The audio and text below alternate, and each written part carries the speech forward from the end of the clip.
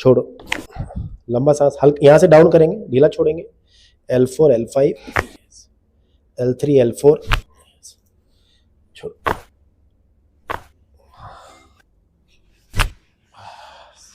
देखो ये है, यहाँ से QL thoracolumbar fascia टाइट हो रहा है इनका, जिसकी वजह से स्पाइन में मोबिलिटी नहीं है।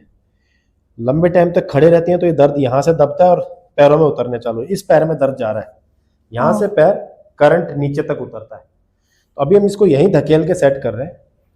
हल्का छोड़ दो मैडम, लंबा सांस, बिल्कुल हल्का छोड़ देंगे शरीर।